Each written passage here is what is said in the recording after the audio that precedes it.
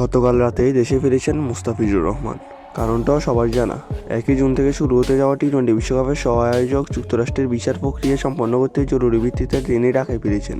বাবা হচ্ছিলেও কাজ সেরে আইপিএলে চেন্নাই সুপার কিংসের পরবর্তী ম্যাচের আগেই ফ্র্যাঞ্চাইজি দলটির সঙ্গে যোগ দিবেন। তবে আগামী শুক্রবার সানরাইজার্স হায়দ্রাবাদের বিপক্ষে ম্যাচে তার খেলা নিয়ে শঙ্কা তৈরি হয়েছে। এটি জানিয়েছেন স্বয়ং ESPN ক্রিকইনফো। এবারে আইপিএলে 5 বারের চ্যাম্পিয়ন চেন্নাই সুপার কিংসের হয়ে খেলছেন মুস্তাফিজুর রহমান। আইপিএলের শুরু থেকে দলটির একাদশে নিয়মিত এই বাঁহাতি। 3 ম্যাচ খেলে 7 উইকেট নিয়ে মুস্তাফিজ এখন পর্যন্ত আইপিএলের সর্বোচ্চ উইকেট শিকারী বোলারও।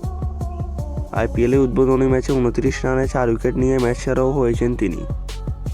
মুস্তাফিজ না খেলতে পারলে এই ম্যাচে একাদশে সুযোগ পেতে পারেন শ্রীলঙ্কান স্পিনার মাহিস থিক্সানা। প্রথম ম্যাচে রয়্যাল চ্যালেঞ্জার্স বেঙ্গালুরুর বিপক্ষে একাদশে সুযোগ পেয়েছিলেন তিনি, তবে এরপরই বাদ পড়েন। সুযোগ পেতে পারেন ইংলিশ অলরাউন্ডার মঈন আলীও।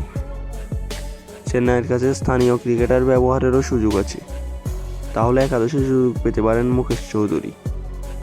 তিনি যদিও 2022 সালের ডিসেম্বরের পর চোটের কারণে এখন পর্যন্ত কোনো প্রতিযোগিতামূলক ম্যাচ খেলতে পারেননি।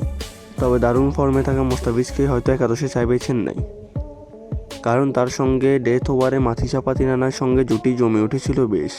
5ই এপ্রিল হায়দ্রাবাদের রাজীব গান্ধী ক্রিকেট স্টেডিয়ামে সানরাইজার্স হায়দ্রাবাদের বিপক্ষে চেন্নাই খেলবে এবারে আইপিএলের নিজেদের চতুর্থ ম্যাচ।